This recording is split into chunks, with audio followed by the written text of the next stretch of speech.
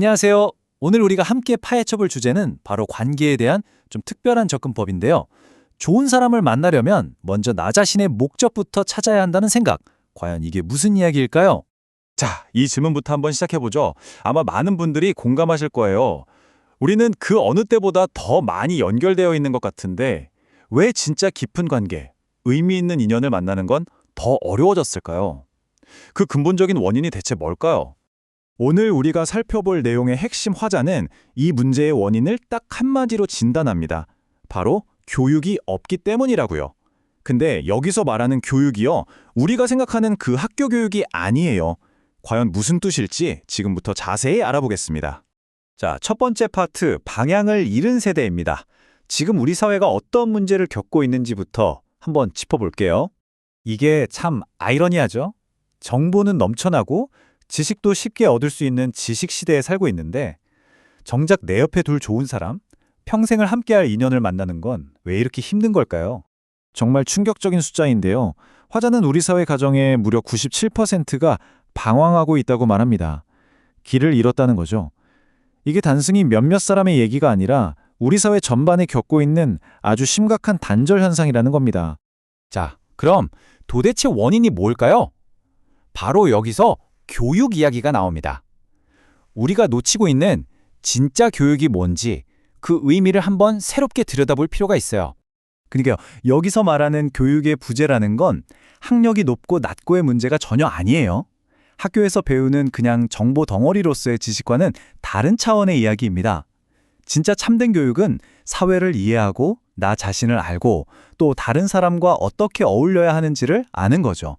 그럼 그 참된 교육이 구체적으로 뭐냐? 바로 이 세 가지 기둥으로 설명할 수 있어요.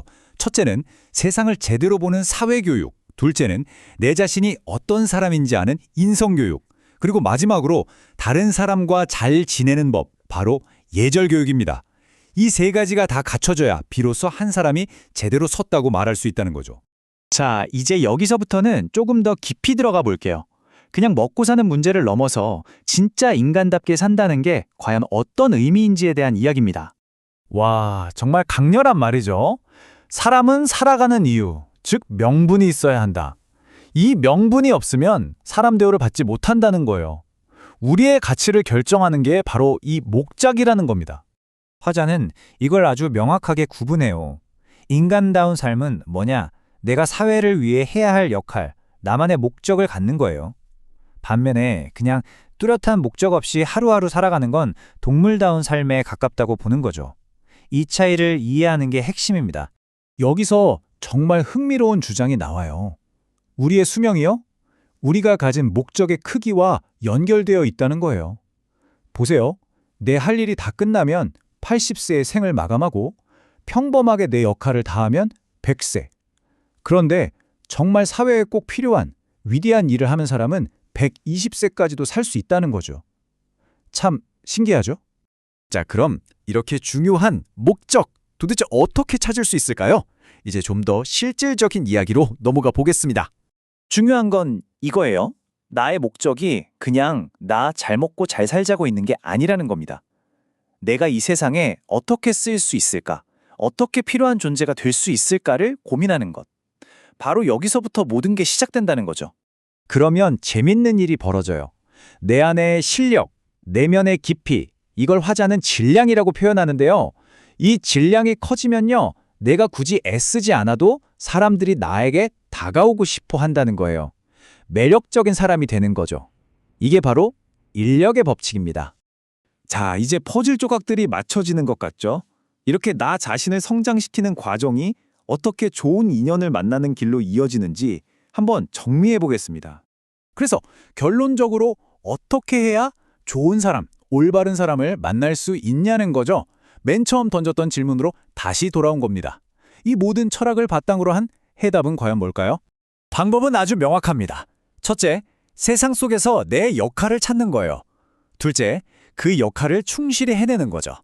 그러면 자연스럽게 나의 가치, 즉 질량이 커지고요.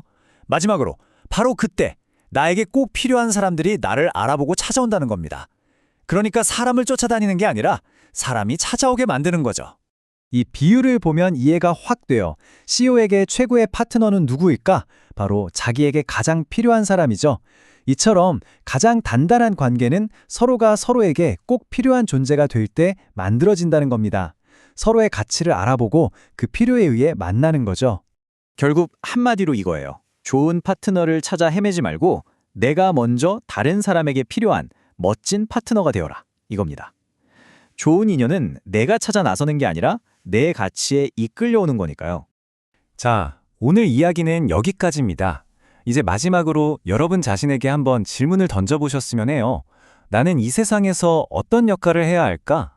내가 완수해야 할 나만의 목적은 과연 무엇일까? 한 번쯤 깊이 고민해 볼 만한 질문인 것 같습니다.